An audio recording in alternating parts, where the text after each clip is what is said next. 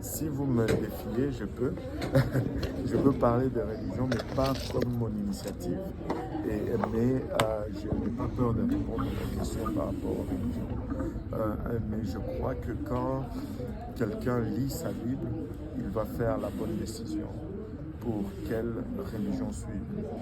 Il faut suivre une religion, il faut aller à une église, mais il faut aller à la bonne église où on enseigne la parole de Dieu. J'ai lu quelque part une fois que ne cherche pas l'église qui est plus proche de chez toi, cherche l'église qui est plus proche de la Bible. Et c'est là la logique. Moi, j'habite Pointe-aux-Trembles, mais je vais à l'église à Saint-Laurent. Pas parce que c'est proche de chez moi, mais parce que c'est là où je trouve que on est le plus proche de la parole de Dieu. Et la Bible, c'est vraiment la parole de Dieu. Il y a plusieurs débats là-dessus, mais quand tu fais des recherches méthodiques, sincères, scientifiques, objectifs, tu vas arriver à la conclusion que la Bible, c'est la parole de Dieu. Amen.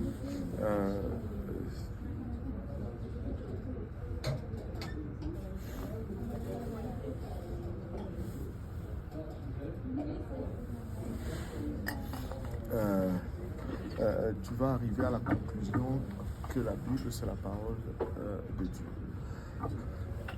J'ai toujours fait... tu peux l'approcher de plusieurs façons pour regarder, pour établir la véracité ou l'authenticité de la Bible.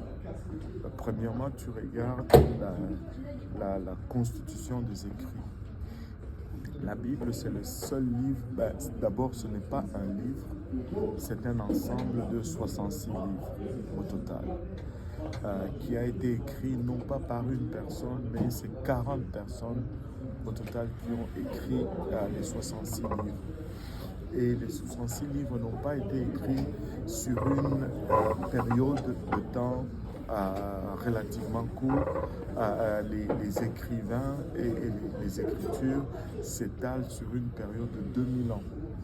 C'est-à-dire le premier écrivain qui est Moïse, qui a écrit la Genèse, jusqu'au dernier écrivain qui est Jean, qui a écrit au fond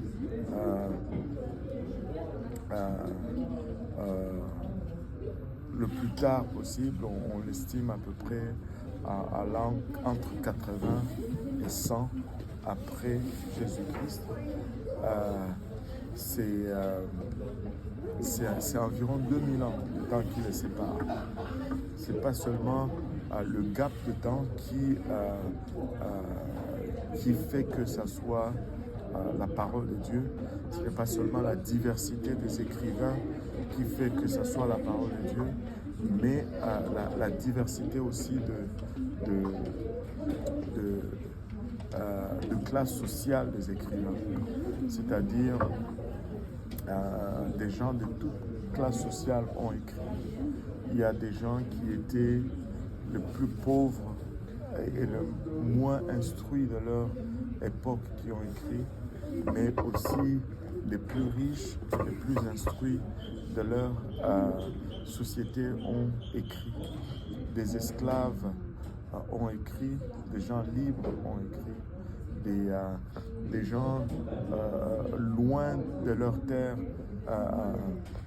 dans des situations les plus précaires ont écrit, mais les gens aussi jouissant de leur pleine liberté dans leur pays,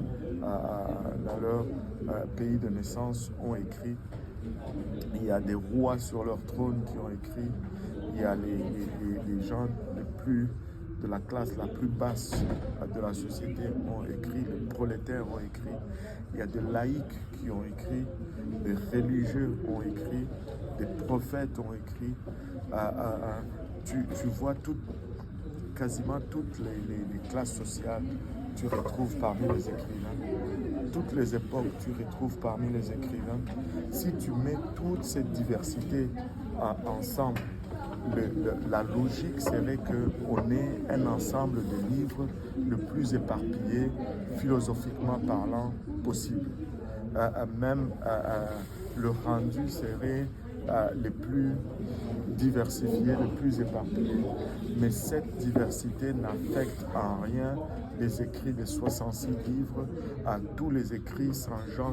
C'est pourquoi on peut même les empiler dans le même lieu aujourd'hui sans avoir peur que ça aille dans tout le sens. C'est une seule pensée que tu retrouves dans tous les livres. C'est une seule personne qui est révélée dans tous les livres. C'est Jésus-Christ qui va venir. C'est Jésus-Christ qui est là. Et c'est Jésus-Christ qui va revenir. Il n'y a pas de choix. Et du papier brun? Oui, je peux. S'il te plaît.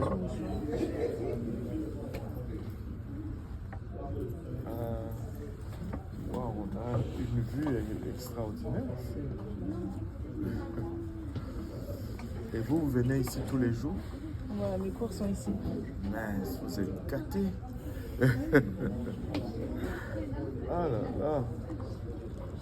Je veux m'inscrire en comptabilité.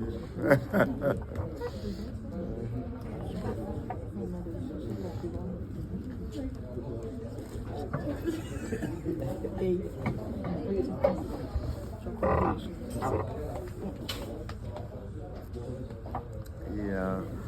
donc de toute cette diversité, on voit une seule pensée,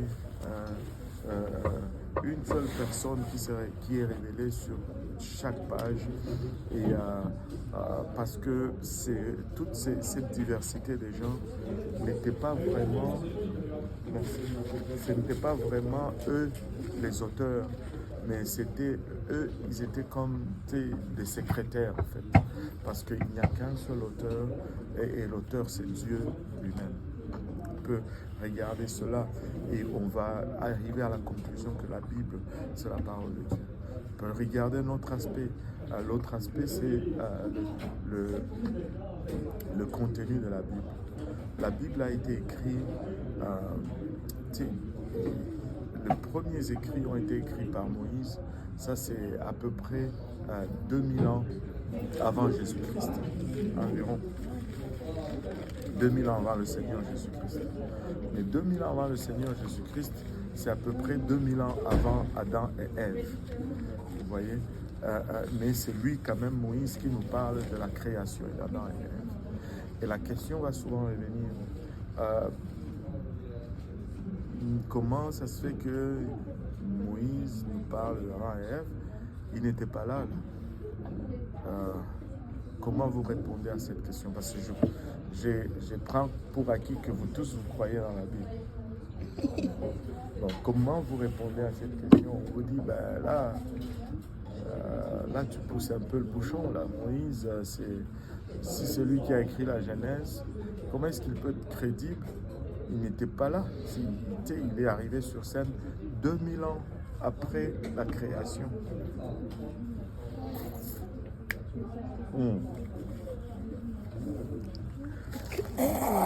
Comment tu réponds? Je sais pas. Hein? Tu sais pas? Comment tu sais? Tu m'as dit. Ah oui, c'est vrai.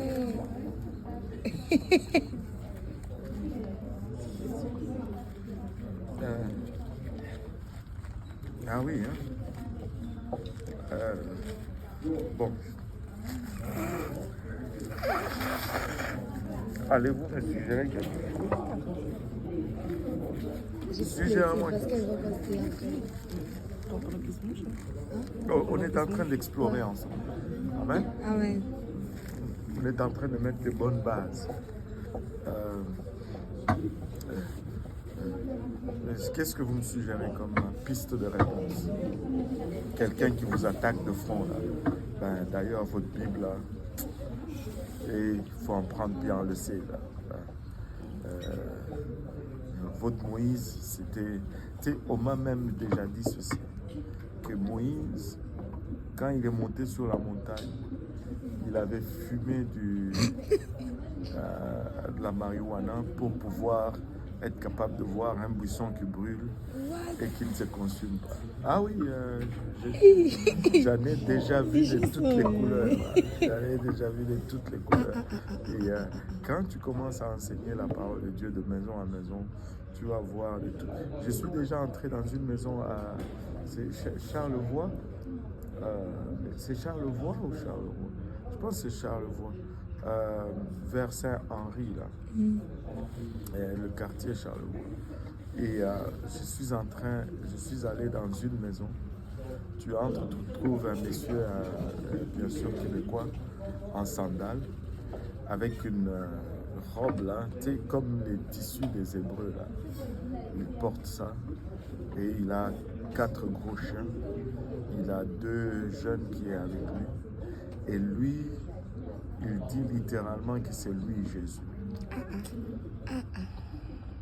Et il est venu pour amener la paix dans le monde. Et le moyen qu'il va amener la paix dans le monde, c'est grâce à une plante. Et il me montre une feuille de la marijuana sur un tableau là, dans sa maison. Les gens sont Ouais, et, il était en sandales et les 2 jeunes là étaient là, ils croyaient dans son message.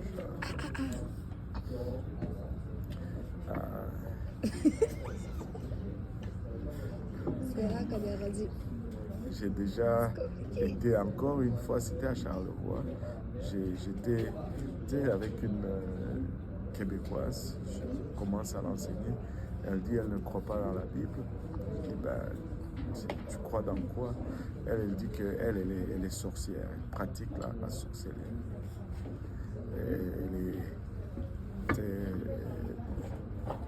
C'est ça son truc. Elle est sorcière. Si vous croyez que la sorcellerie n'existe pas là, parce qu'on est dans un pays moderne, et il y a bien plus la sorcellerie que vous ne le croyez là. C'est réel. Anyway, regardez un peu, et tous les théologiens vont être d'accord que, je donne toujours une autre question. Qui a écrit le livre d'Apocalypse? Tout le monde presque sait. Jean a écrit le livre d'Apocalypse. Et le livre d'Apocalypse est en train de parler des choses que nous sommes en train de vivre aujourd'hui. Maintenant, Jean a vécu 2000 ans avant nous, quasiment. Et comment est-ce que Jean a écrit des choses que nous vivons aujourd'hui? C'est par révélation. Jean a écrit sur les futurs par révélation. Mais Moïse a écrit sur le passé par révélation également. Ce n'est pas compliqué. C'est Dieu qui a révélé le futur à Jean, mais c'est le même Dieu qui a révélé le passé à Jean. Il y a un passage dans votre Bible, regardons cela rapidement, c'est Exode, je pense,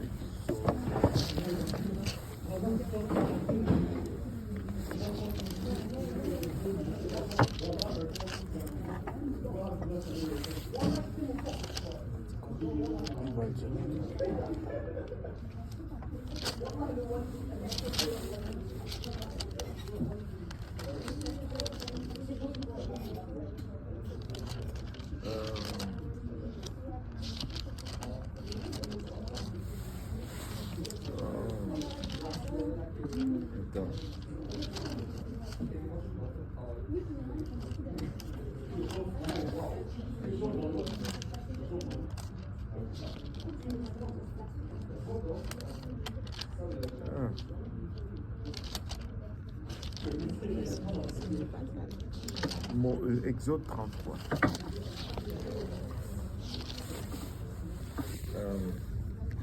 Là, les peuples de Dieu ont péché. Moïse a brisé les 10 commandements et il est retourné pour maintenant intercéder auprès de Dieu pour le peuple. Et là, il a une conversation avec le Seigneur.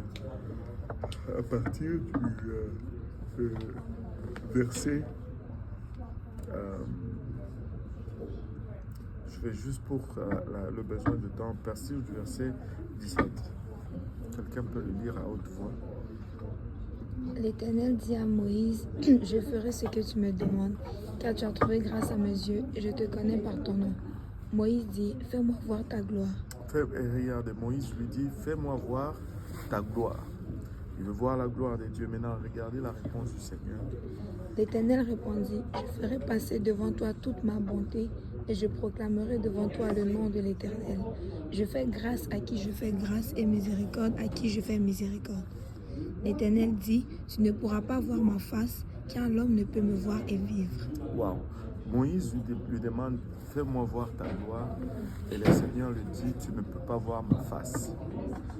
Ce n'est pas que le Seigneur a mal compris la question de Moïse. C'est que la gloire de Dieu, c'est la face de Dieu. Et là,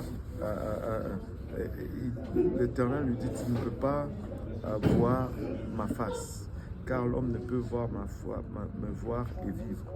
Maintenant, il va lui donner une alternative. Verset 21. L'Éternel dit, voici un lieu près de moi, tu te tiendras sur le rocher. Quand ma gloire passera, je te mettrai dans un creux du rocher et je te couvrirai de ma main jusqu'à ce que j'ai passé. Et lorsque je retournerai ma main, tu me verras par derrière, mais ma face ne pourra pas être vue.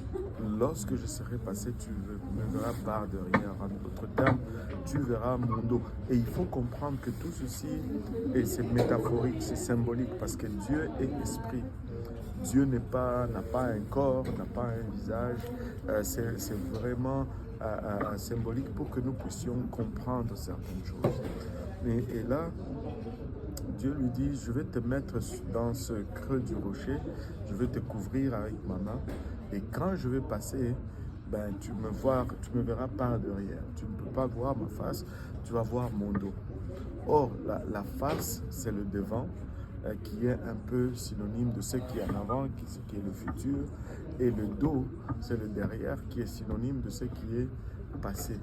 Et tous les théologiens vont te dire que c'est en ces lieux que Dieu a montré depuis la création à Moïse tout ce qui s'est passé, tout s'est déroulé comme littéralement un film devant lui.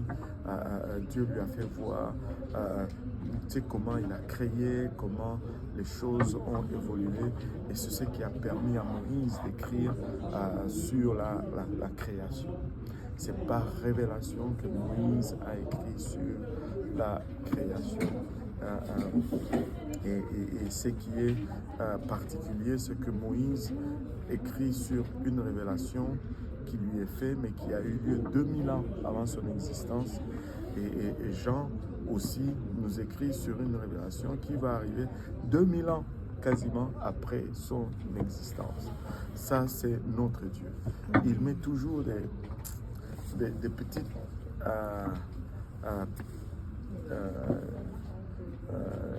nuggets, comment on dit des nuggets, des pépilles. Il y a toujours des petites choses qui confirment qu'il n'y a pas un hasard là-dedans, que tout est calculé. Tu sais, la Bible, c'est la parole de Dieu. Quand tu vois la révélation qu'il y a, et par rapport au temps que cela a été écrit. Si nous reculons en arrière, du temps de Moïse, du temps d'Abraham, du temps d'Isaac, du temps de Jacob, et si nous essayons de mesurer un peu la connaissance scientifique qu'ils avaient, nous allons arriver à la conclusion que nous sommes très très très avancés en ce qui concerne même juste la connaissance de la nature autour de nous, la connaissance en ce qui concerne le corps humain. Ils n'avaient pas une telle connaissance que nous avons aujourd'hui, mais ils ont écrit sur des choses sur lesquelles c'est impossible qu'ils aient la connaissance. Mais ils l'ont écrit c'est parce que Dieu leur a dicté. Ils ont au fait écrit des choses que eux-mêmes ne savaient pas. Qu'est-ce que j'essaie de dire? Ce que j'essaie de dire, c'est qu'il y a des vérités scientifiques qu'on trouve dans la parole de Dieu qui sont inexplicables par rapport à la connaissance qu'ils avaient à l'époque. Par exemple, la Bible nous parle du fait que la terre soit ronde. La Bible ne dit pas la terre est ronde, parce que la Bible n'est pas un livre scientifique. Mais la Bible dit, donne cet énoncé. Tu divises, tu sépares le jour et la nuit par un cercle. Tu sépares le jour et la nuit par un cercle. Littéralement, l'écrivain est en train de dire que si tu regardes la terre entre les jours et la nuit, si tu traces une ligne, c'est un cercle. Et cela n'est possible que si la terre est ronde. Si la terre avait une autre forme quelconque, ça ne sera pas un cercle qui sépare le jour et la nuit, ou la lumière et les ténèbres. Or, tu sais, Galilée a été quasiment mis à mort parce qu'il a dit que la terre était ronde, en fait. On a cru pendant longtemps que la terre était plate, mais la Bible a déclaré le contraire. La Bible déclare que la vie de l'homme se trouve dans son sang. Savez-vous, ça c'est un fait particulier. Bon, oui, il n'y a pas d'étudiants en histoire ici, mais savez-vous comment est mort le premier président des États-Unis? D'abord, c'est qui le premier président des États-Unis? Ok, je sais que vous êtes Canadien, vous vous en fichez pas mal de l'histoire des États-Unis, mais Notre camarade est là. quand même, on lui a signalé. Mais quand même, Lui qui nous a chassés de l'autre côté. mais quand même,